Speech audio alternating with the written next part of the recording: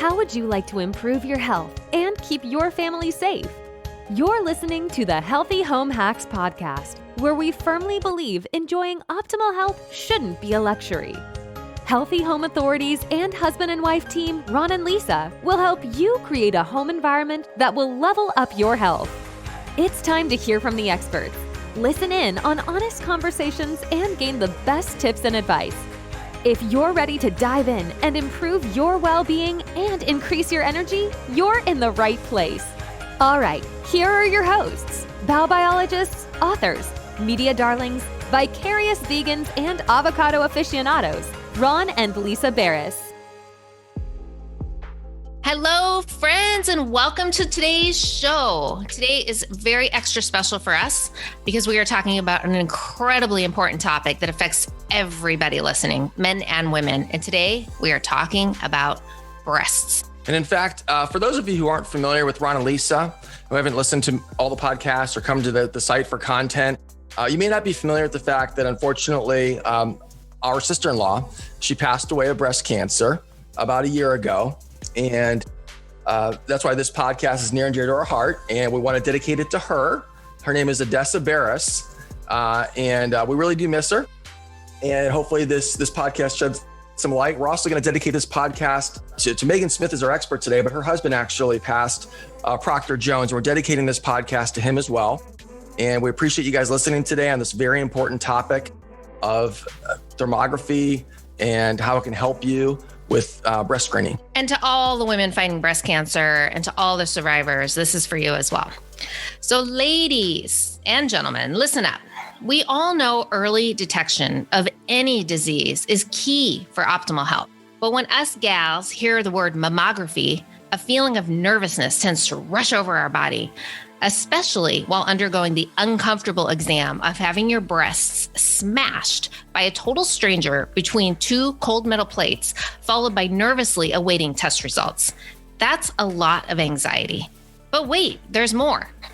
According to a study, during a decade of receiving mammograms, more than half of cancer-free women will be summoned back for more testing because of false positive results, and about 1 in 12 will be referred for a biopsy. I can share with you that I have personally opted out of receiving mammograms. It all began in my early 30s when I was seeing an integrative MD in Santa Monica, California. She advised me to try something called thermography, a non-invasive early detection method for breast cancer screening, which, by the way, is capable of detecting cancer precursors years before a tumor forms. Unlike mammography, thermography is radiation-free. Over a 30-year period, the use of mammograms, which aims to detect breast calcifications, has led to over-diagnosing 1.3 million U.S. women, resulting in needless treatments for breast cancers that otherwise may not have spread. Alternatively, thermography or thermographic imaging works by detecting heat and increased blood flow. It emits zero radiation and is not affected by the density of breast tissue. The differences between thermography and mammography are vast, and we are going to dive deep into this topic on today's show so you feel empowered and knowledgeable to make informed choices that are safe for you. Oh, and let me remind you, the best medicine is always prevention. We have a free Breast Cancer Proof Your Home checklist that you can download in the show notes of this episode at ronandlisa.com/podcast. Our special guest today is blowing the lid on the topic of breasts and the breast cancer screening industry. Megan S. Smith is the writer, director, and producer of a feature-length documentary, Boobs, The War on Women's Breasts, which garnered numerous film festival awards. Boobs looks into a controversial breast cancer screening test of mammography, but also considers a future protocol option for women, thermography, in conjunction with ultrasound. With an MS in biology and a thesis in molecular genetics, Megan currently works as a documentary filmmaker and a freelance investigative journalist in the areas of science and health. Without further ado, Megan, welcome to the show. Welcome, Megan. Thank you. Wow, great enthusiasm for boobs. Right. I don't think that's unique to this show alone. There you worldwide, go. Right? Your film Boobs, which we just mentioned, the war on women's breasts, which, by the way, listeners, you can stream this online. You can actually buy the DVD and learn more at boobsdoc.com. So that's BOOBSDOC.com. And it investigates the controversy swirling around mammography, the most widely used breast cancer screening test today. So Megan, how did you get into making this film and what was your motivation? So my husband passed of cancer 11 years ago, lung cancer, and I had 3 girlfriends die of breast cancer and within 3 years time period, and all of their cancer had been in remission for at least 10 years, one woman 30 years. And I said, something's wrong with this situation here. And I was already making a film on alternative cancer therapies because some of these therapies were working on my husband before he went conventional. And I was halfway through editing that, and I noticed that 10 minutes of my 90-minute film on that subject was on mammography. And I said, okay, well, this is sucking up a lot of my film. And so I decided to spin that out and make a short of that and put it into the film festivals. And my distributor, Cinema Libre Studio out of LA, I sent it to them and they said, at the time they weren't my distributor, but they saw the short and they said, we really like this. Can you expand it into a feature and let's do it? I said, sure. Wow. Very impressive. Thank you. So I stopped the first film. Put this one out as my first film. And the next one will be out hopefully next year. So in your film, Boobs, the War on Women's Breasts, which I think is accurately titled, the featured doctors in the film disclose how mammography can affect the lives of women through radiation-induced cancer, trauma-generated metastases, and unnecessary treatments such as chemo, radiation, and mastectomies. What are some common myths surrounding breast cancer screening today? So I went through the literature and I found that a lot of the websites, the association websites, had the same recurring themes of these myths. And they literally use that word myth. So I turned that around. I said, well, no, actually, those are myths. Yeah. They say that mammography is early detection. No, actually, by the time you catch something on a test of anatomy like mammography, it's already an encapsulated tumor. So that's already been there, anywhere from 2 to 10 years. That's not early detection, right? Right. I saw that. You have a great section on your website with some facts. And I did see that fact. And I had never heard of that before because I think a lot of women aren't aware of that. Right. I wasn't either. Yeah. And then I found out about thermography through Dr. Galina Magalka, who's there, and Dr. Ben Johnson there in LA. And thermography, you started to talk about it, is actually, it could be looked at as a test of prevention because you're looking at inflammation in the breast, and that's what leads to cancer. And if you know one of your breasts is inflamed, then you can change your lifestyle. Not easy to do, right? But you can change your lifestyle, look at where their stress is coming from, and try and reverse that. And so it's a test of prevention, and mammography and even ultrasound is not that. It's too late by the time you catch it with one of those tests. Wow. Yeah, it's very true. Our sister-in-law, who we talked about at the top of the show, she originally was diagnosed with stage 2, and then it came back 4 years later as stage 4. So yeah, I do think that early changes in lifestyle, detecting that early and making those changes are really, really, really key, especially with breast cancer. Yeah, and another myth that's really important to understand is they tell us that over and over, they say that mammograms are low radiation. That term is really relative because there's nothing that says at this step, this is when it goes from low to medium to high. There's nothing out there that says that. Yeah. So what doctors are told, my understanding is in med schools and also by their associations, is when a woman comes to you and says, how much radiation is in these things, which I've asked my doctor and I got this answer, is it's the same as flying across the United States. That's the same amount of radiation per mammogram. And that actually, when they're talking about that, they're spinning it. The doctors, I don't think, understand this, but somebody does. Yeah. Because it's actually, that's the scattered radiation amount. across your whole body from the mammogram. That's not the direct radiation that's going into your breast that can cause induced breast cancers years later. Oh, wow. That's, Wow.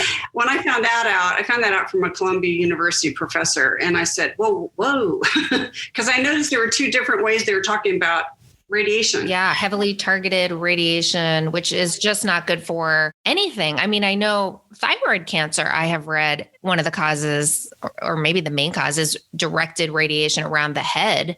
Well, if you're getting radiation on your breast, I mean, to me, that's pretty close, right? That's in that vicinity. And yeah, we're not talking about a little dental X-ray here. Your lymph node as well, right? Isn't that part of the problem as well? Your lymph nodes, yeah. It's close by. The closer you are, the more radiation it's going to get. So they're spinning this, and I asked radiologists, and 3 radiologists I asked, and 3 of them did not understand this difference. Oh my goodness. And I'm not sure how they got through med school without understanding this difference. Now, were they doctors, or were they not? They were doctors. They were radiologists. They're radiologists. I'm sorry. Yeah.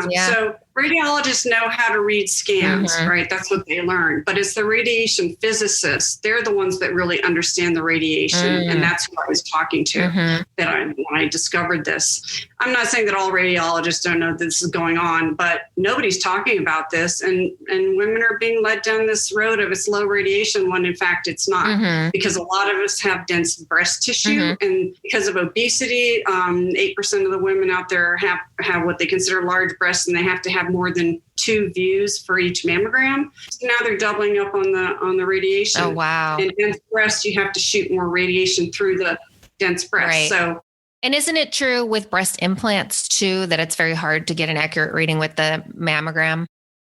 right. Yeah. And I don't know that much about that, but I do know. Yeah. I think they have to increase the radiation load there also. Wow. And do you know off topic it is on topic. What is the guidelines now? Because I know it's changed. Like it used to, and everybody's got a different age at which women should start doing mammograms and how often should you do it? I thought recently they pulled back and said not every year anymore. Is that true?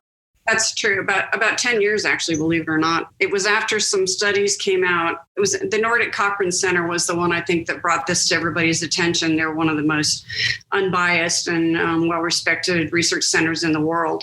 And they looked at the literature and said, we're actually inducing some breast cancers with radiation, but most of the problem is with over-diagnosis, especially with the cancer called DCIS, which is 25%. Of breast cancers, they've actually deemed it a stage 0. They had to make up a new stage number. Yeah. Oh, wow. And it's actually a precancer, but they call it ductal carcinoma in situ. The word carcinoma, women hear that and they freak out and they think, I don't want this in my body. And they're having prophylactic mastectomies. We know a relative who's had that happen. I was like, 0? Wait, what? You do a mastectomy at stage 0? I had never heard of that. So you're saying like the body could obviously overcome that. That would never maybe lead to cancer, but it's just more of a fear tactic. That's what people are thinking, that they're over-diagnosing this and maybe they should be rethinking. I know there's a big study out of UC San Francisco. Dr. Esserman is looking at this right now because they are over-diagnosing this. Some of those cancers may not go anywhere. You don't know which ones are going to become invasive. But the thing I discovered about DCIS is also not being talked about is the lining of the ducts are made out of epithelial cells. Those are more prone to radiation damage. Okay. Oh, wow. Radiating. And that's where most cancers in the breast start, is in the epithelial cells of the ducts. And they're more susceptible to radiation damage. So right there is a reason not to be radiating our breasts. Wow. Right. Right. That are just totally opposite of what we should be doing. That's one of them. That's amazing. That's crazy. It's like the killing of everything, including the healthy stuff too. So that's, the big issue with that. Can you tell if a breast cancer is radiation induced? Can someone, will they know that when they've been diagnosed, or is that just one of the ways people I don't think they can tell that. I think they're using statistics and studies through the ages of what they've known since we, dropped the bomb. Unfortunately, that's where they get a lot of these statistics from, and they extrapolate from there. So you can't absolutely prove it, but if somebody has a gazillion, my girlfriend had 40 mammograms, and she finally develop DCIS? Was it, all that compression and radiation? Right. She suspects it might be. And it's not just that radiation. You combine that with other radiations that we're getting exposure to in our life, right? So we're getting radiation from the earth even, and from, like you said, traveling and all different things. So obviously now a lot of, wireless radiation. So then you add that. So it could just be a compounding issue. We don't want to put that burden on our body. What does the acronym DCIS stand for? Not to put you on the spot. So ductal for breast duct, ductal carcinoma in situ. And in situ means in place. It's a Latin term. Okay. But carcinoma, obviously, that's the word that women hear carcinoma and they're like, wait a minute, this is cancer? And like, no, pre-cancer. Yeah, right. Oh, so is it typically diagnosed when they tell the patient when they say it's DCIS, or they give them the full term? Well, so they do. They tell them you have DCIS and explain it, but the woman just hears the word carcinoma and it's confusing to them. And they're talking about changing the nomenclature of that cancer, but they haven't done it yet. Wow. Okay, well, the good news is I'm aware of thermography because my wife, Lisa, she's only done this and she's never actually had a mammogram, thankfully. And I see that you haven't been shy about revealing the self-interest of the industry, the conflicts of interest in the medical research that's prevented really safer tests of thermography and ultrasound from wider use. Are these the most astonishing things that you learned to make in the film, or are there other bombshells that we should know about? Well, I think the fact that women aren't, the radiation exposure was really that to me, I was dumbfounded by the fact that we're not being told the amount that we're actually getting, which can be up to 20 times the amount that's actually being told to us, which is ridiculous. No one is talking about this, which is surprising, but women also aren't given informed consent because of all of these things combined. The film goes into all these different, I was going down these rabbit holes, but they were each important rabbit holes. Yeah. So kept digging up more information. And the fact that none of this is being told to us, I think the doctors, I think a lot of them don't know. Why don't they know? They don't have time to do the research, and their associations aren't telling them the correct information for whatever reason. Right. The Grant Woods, the former Attorney General of Arizona, I actually interviewed him, and he was the one who brought up this informed consent. And I realized, wow, this is crazy. And he said, I said, could it be breaking some laws that they're not telling us this? And he thought consumer protection laws were definitely being broken. Yeah. So, I mean, you should know, you should be told exactly how much radiation you're going to get. Yeah. And then make your choice. Make it, like you said, your informed consent. Wow. So this might come as a shock to some listeners, but mammography is a $20 billion with a B, a $20 billion industry facilitated by insurance companies and governmental agencies that prevents the widespread use of alternative methods for breast cancer screening. Now, I personally have shelled out money out of pocket each time that I've had my thermography and ultrasound because my insurance does not cover it. And I'm sure yours doesn't either. Is there anything else not in the film that you'd like to divulge? Well, actually, I want to expand on what you're saying about the insurance because it's important to understand this. So mammography is the only test that's the primary approved by insurance for being a primary screening tool. Everything else is an adjunct to that. So you have to get the mammogram first before your doctor, unless there's some weird circumstance, you'll have to get the mammogram before you get the ultrasound, and the thermography they're not going to pay for anyway. Yeah. But a lot of women with dense breasts, I found that ultrasound is actually better for probably at least 50% of us than mammograms at detecting tumors, because the ultrasound can see through the white tissue of the breast, of the dense tissue better. So why aren't we just doing the ultrasound first instead of the mammogram? No, you have to do the mammogram first so they can make their money.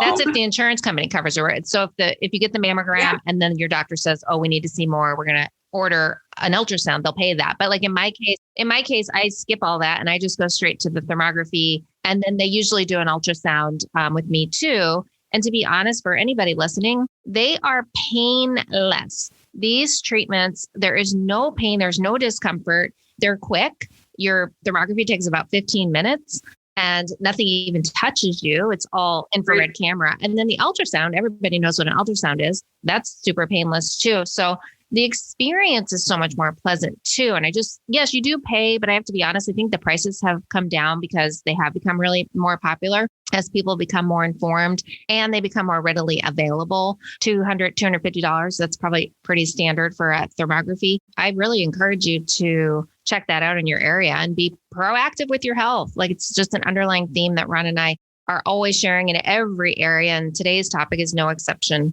Right. And there's no radiation in either one of those tests. Yeah. And ultrasound, at the very least, ultrasound should be approved as a primary screening tool so women don't have to get the mammogram if they have dense breast tissue. That's just crazy. Right. Why go through that? Right. Just go straight to the ultrasound. Yeah. Hey, Megan, as part of your investigation, did you discover anything from a liability perspective? So if the mammogram is actually missing, the opportunity to find something in many cases, aren't they liable if you come back shortly thereafter and let's say you get a thermogram and it identifies a cancerous growth? Well, a lot of the cancers are being discovered months after a mammogram. That happens a lot. Even the American Cancer Society said that happens frequently because the mammogram is so inaccurate because, again, mostly because of this dense breast tissue. I don't think the doctors, because it's a standard of care, mammography first, adjunct only if they find something, they'll do an adjunctive ultrasound or another mammogram or an MRI.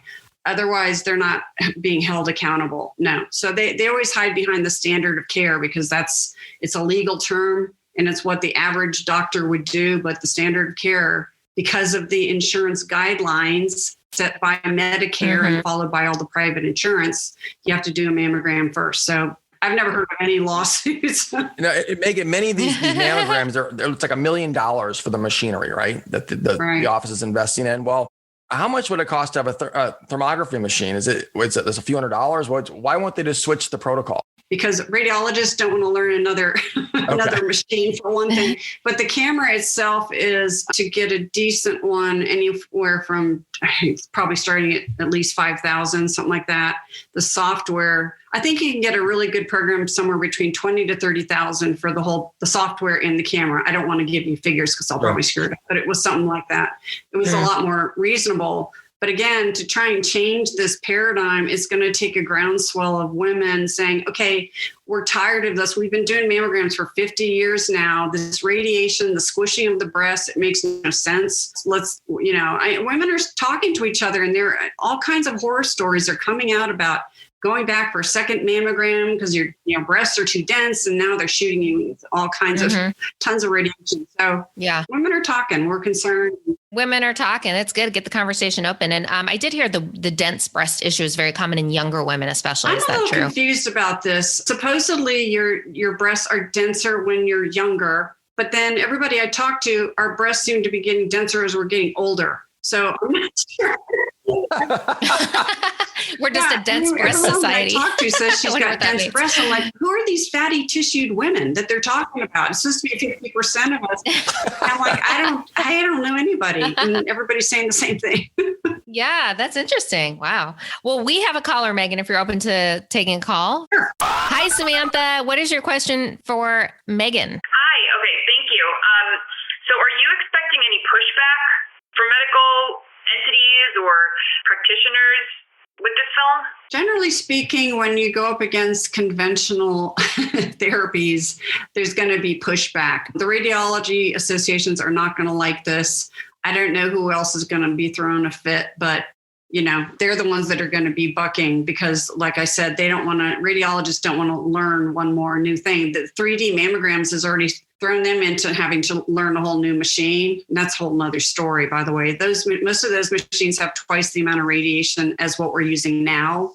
Because you have to have, I'm going to sidebar here, but the machines have to have a software or they take 2 sets of pictures. And if you don't ask the facility if they have the software, you're getting twice the amount of radiation. And they don't tell you that. You have to ask that question. Whoa.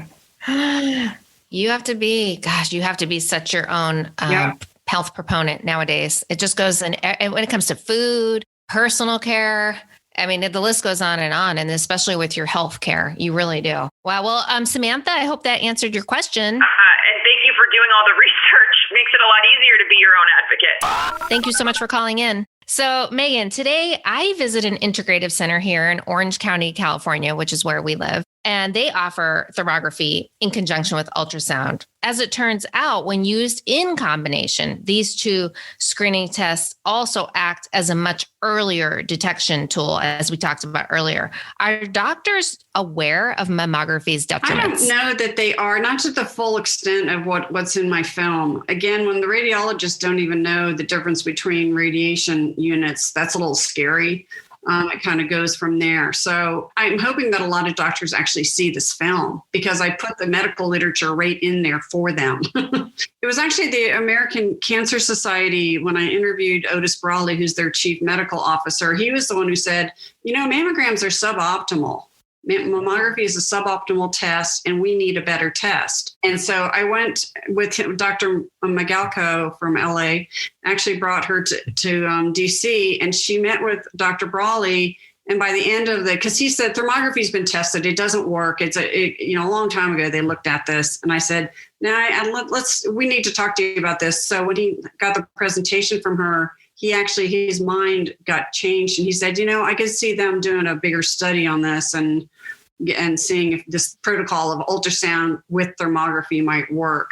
Thermography is the one that catches it earlier. So ultrasound's not going to catch it any earlier than mammogram unless you have dense breasts.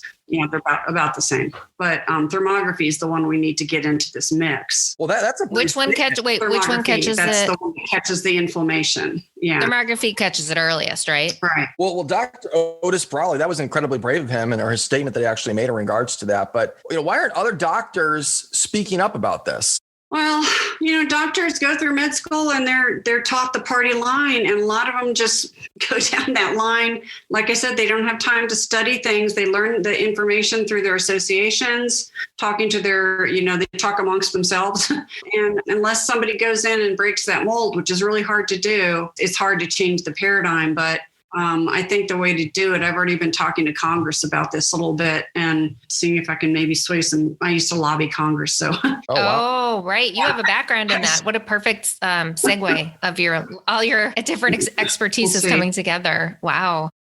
And I wonder too, is there fear of being ostracized in their industry if they go against the grain? That's part of it, because if they do, a lot of times they'll get called before the medical board. Hey, you're not, following the standard of care. You're going out there outside the box. And sometimes if they're using a protocol, like the people with the supplements, FDA will get involved. That's when it gets really ugly. Yeah, they're kind of, they're it's, one doctor from Stanford said, it's really a goose stepping kind of thing. They all goose step behind each other with the same mentality because they're afraid to get out of line. And that's not the way to. Oh, no, that's not innovative. That's not. No. Yeah. They take an oath. Right. They take an oath to do no harm, right? Hippocrates. I think sometimes they lose sight of that along the journey or not speaking out. And it takes a brave person to do that. I'm just happy that there are so many functional and integrative MDs that are very much embracing this, and that women do have a choice to go out and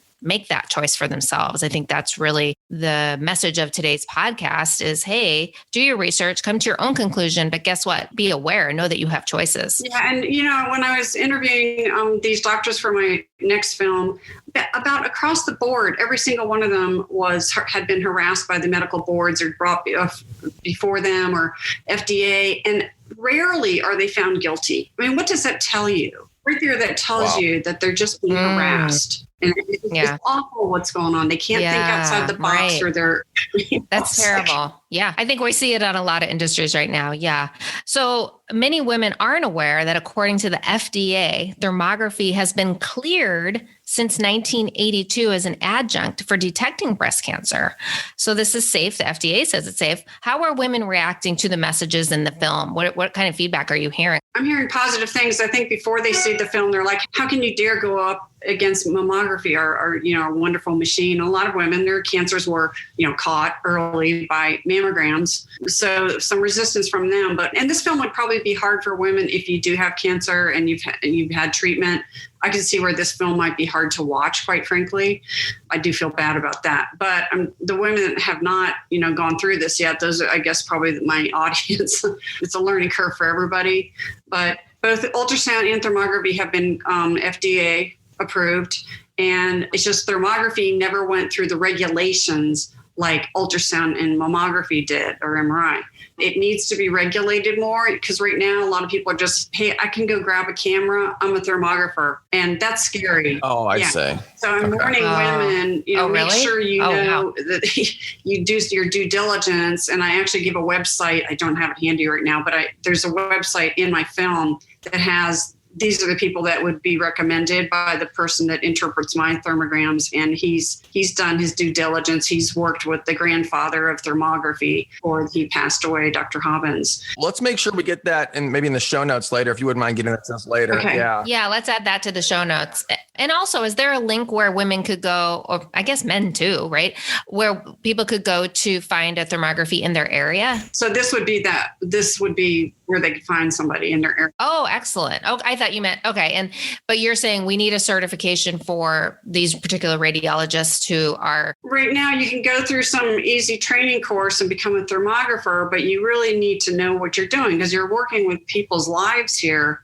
You need to have the right equipment. You need to be able to run the equipment correctly, and you need a good interpreter. Doesn't it legally have to be read by a radiologist, or are you saying, oh, it doesn't? See, I have a radiologist that reads mine. It's the labs are sent out to a radiologist. Somebody doesn't have to necessarily be a radiologist. They just need to be well advised in how to interpret a thermogram, right? Yeah, I mean, radiologists, if they want to learn how to do this, that'd be great because then you also have a medical doctor on board. But I would think so, yeah. With your experience in Washington, D.C., do you see this changing anytime soon, or do you think this is going to be an uphill battle to get everyone focused on regulating thermography? It's going to be an uphill battle. Anytime you go against conventional. Now that the film is out, I'm going to start making on my Facebook page and wherever else I can figure out how to get this going. I'm maybe putting out petitions for women to sign that we need to change this. We want a study of ultrasound and thermography and the whole dense breast issue. There's a whole bunch of reasons you could state for wanting to change this. So. And there's a lot of women on the Hill now. So I think they're going to be listening and we'll see. But I do need some people underneath me just to say, yeah, we agree with you. So it's not just me. Well, the great news, this is not your first rodeo because you actually had a groundbreaking report on the inaccuracy of Lyme disease testing in the Washington Post. Yeah, I had Lyme disease back in 2007 and I'd been misdiagnosed for a year and a half. I finally found out that when I got through my brain fog that the tests were inaccurate. And so I called up the Washington Post and I said, hey, guess what? And they said, oh, we didn't realize that was going on. I said, yeah, this isn't being reported. And these doctors don't understand that these tests are inaccurate. So they were very kind and let me write a little piece for the paper. Yeah. And since then then for my local paper, I wrote about the underreporting of Lyme, which was just as important because doctors didn't know how pervasive it was. My doctor said it doesn't exist in Virginia. I'm like, well, my dogs both had it. So, right after that, the incidence went way up and now they're calling it an epidemic. Wow. That's crazy. People aren't talking about Lyme disease either, but that's a whole nother subject. I hope to do my third film on Lyme disease. So you have cured yourself? I have using alternatives. Yes. Great job, Megan. Yeah, fantastic. It is incurable for the most part through conventional. Johns Hopkins said, we can't help you. We can put you on IV antibiotics the rest of your life on and off. And that's the best we got. And I'm like, well, that's not an answer.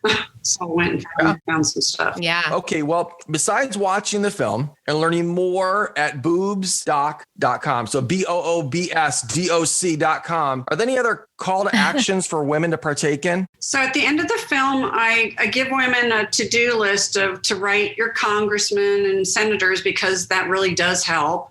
And write your attorney general of your state. And I tell the women exactly what to ask in a letter. Really important. That's nice. They literally do listen to this stuff on the Hill because that's how they decide what to want. That's their job. Wow.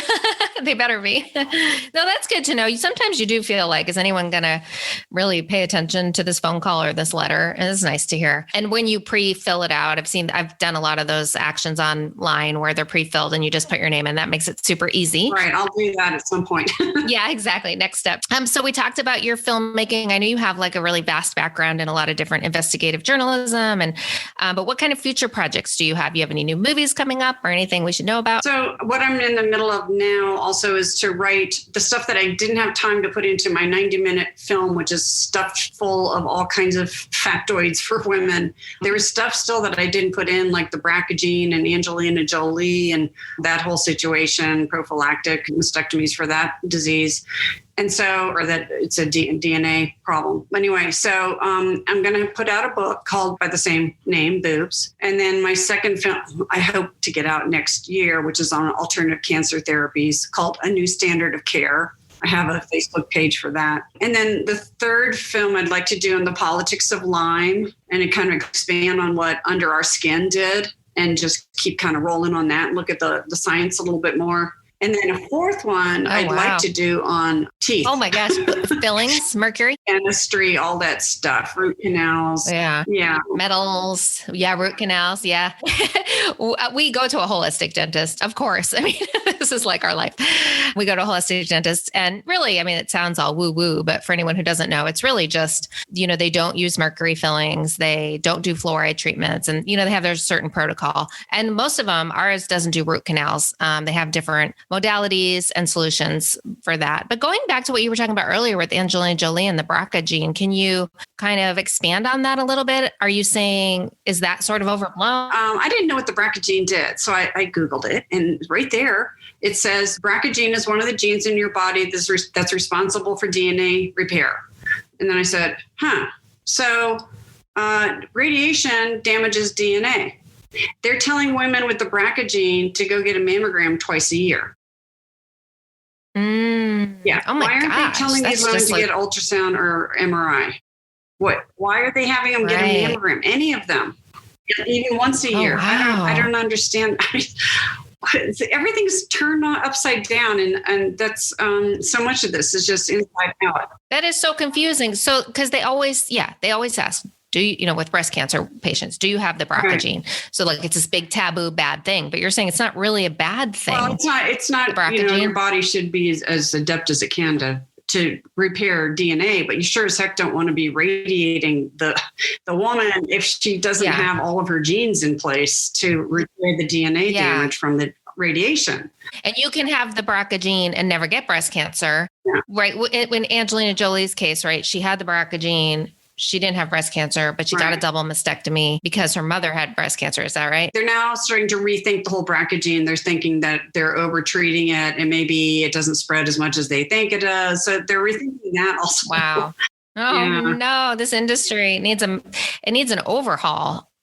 So Megan, going back to the screening schedule and how that has changed over the years, and what exactly has this resulted in as far as numbers? So about 10 years ago, the literature started to point that as many women were getting harmed from mammography's outcomes than were being saved by it because of over-diagnosis of this DCIS creature, and also things like radiation-induced cancers. And you can die from the treatments from conventional cancer treatments, including the surgery. So all that combined, they started saying, well, maybe we should, if we just pull back, and especially this one group of women between 40 and 50 years old, they found out the mammograms was a wash. So they said, why don't we start screening women later? So some people are saying some people are like, no, we still want to screen at 40. Those are the radiologists. And then there were the ones that said, well, let's start at 50. And then ACS tucked their tail and went, how about 45? So they were right in between.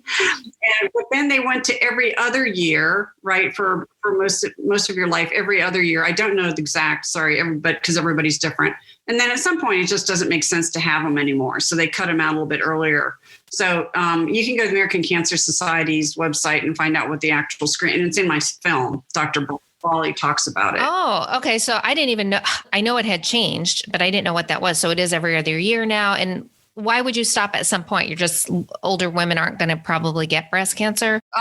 Because when we get older, it's not estrogen driven. Those are the faster cancers. And also chances are you're going to die from something else because the cancer is growing so slow. So why find it? Oh, okay. Mm-hmm. I see. Interesting. So 45 years old once. Yep. And then what would you say with thermography? Like how often would you recommend getting thermography? The thermographer I go to, one of them is in Troy, Virginia. And she said, we're seeing a lot of these, they're seeing a lot of the 3s, which is unusual. It used to be TH score of 2, which is healthy. Now it's more 3s because of all the stuff, they're pollution. Yes, And women, young girls are coming in with breast problems mostly because of the hormones they're putting in our food.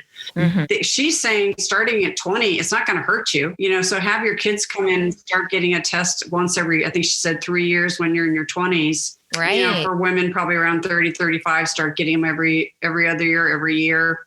Some people get them twice a year. It's no radiation, so it really wouldn't hurt you. But when Ron and I were preparing for the show, I was trying to backtrack when I first had my first thermogram ever. And I was like, wow, why was I only in my early 30s? But I think because I did have a physician who was so proactive, and she happened to have the machine, and she was like, hey, why not check it? It's not going to cause you any harm. And so I'm really glad that I did. And back then I didn't do the ultrasound. And to be honest, that sometimes they recommend it and sometimes they don't for me. So just see, what's going on. But going back to that estrogen positive breast cancer, that's a really hot topic at the Healthy Home Dream Team, because we do teach people how to eliminate a lot of the estrogen mimics and the xenoestrogens that you get into your body through your lifestyle. And that checklist that we are giving free as part of this show takes you through your whole house and helps you eliminate those sources of estrogen, your plastics, food you're eating out of, or water you're drinking out of, even in your water, if you're not filtering your water. And we go through your air and cookware and all kinds of hidden, and even your skincare actually is loaded with endocrine disruptors. So guys, get that checklist and go through your home and take little baby steps. And pretty soon you start to reduce your toxic body burden, because there is so much estrogen dominance in our society today. And these young girls are getting breasts very early. And like you just said, getting even breast cancer probably earlier than ever before. And they're getting their periods early. Yeah. Like what I've heard, like 9 years old. Mm-hmm. Do you know how long they've been doing mammograms? Do you know when that first came into being? Oh, 50 years. Wow. It's like that quote, just because everyone's doing it doesn't make it right. There's some quote like that. And I think what it is like, it's okay to say, hey, we are evolving as an industry. We used to do it and now we're learning better ways. And let's, instead of people being paranoid to say, oh, we made a mistake, that's not as good. Why don't we embrace and say, hey, it's okay. We're all a work in progress. Industries are a work in progress. It's okay to have used something that wasn't as good. And now we discover something better, but denying the better thing is where the real problems come in. And these 3D mammogram machines are now coming online fairly fast, and the infrastructure is getting, they're getting their tentacles into the network, and I'm afraid it's going to be hard to turn around pretty soon.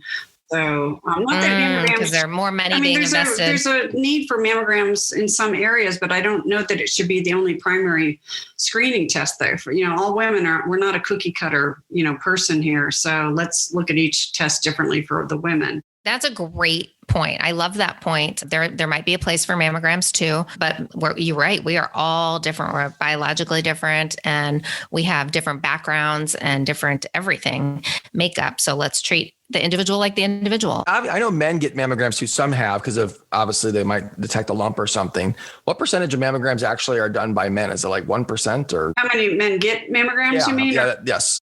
That I don't know. I'm sorry. I know it's small. I wondered that too. It is small. And I actually did interview someone for my next film that had breast cancer, a male. And obviously thermograms are easier for a male in general, just to do. Yeah. In fact, they do full body. Yeah. How do they smash the male's breast in the, that would be difficult, right? To even get a mammogram from a guy, if that's even doable. I don't know. Yeah. It's gotta be, do you know the percentage of men that get breast cancer? No, It's gotta be really low too. It's small. No. It's definitely small. But it's small. Yeah. Okay. It's always shocking that men can get it too, but it is a cancer. Well, ladies, I hope you have been enjoying today's show and have learned as much information as we have. Studies have shown that between 60 and 90% of all cancer deaths are preventable and determined by lifestyle choices. Be sure to get your free Breast Cancer Proof Your Home checklist, which you can download at ronalisa.com/podcast. And that'll be in the show notes, along with all the other great resources we just talked about with Megan. As executive producer Robert Neil Marshall said, this is a film that can literally make a difference and save lives. Ladies, make it a girls' night in and do yourself a favor. Watch and support this film. Thank you for joining us, Megan, and for being a brave warrior of truth and being so transparent. So bye, everyone. Stay tuned next week for more tips on how to up-level your health. Thank you. Thank you. See you next week. Megan. Thanks, Megan. Appreciate it. This episode of the Healthy Home Hacks podcast has ended, but be sure to subscribe for more healthy living strategies and tactics to help you create the healthy home you've always dreamed of. And don't forget to rate and review so we can continue to bring you the best content. See you on the next episode.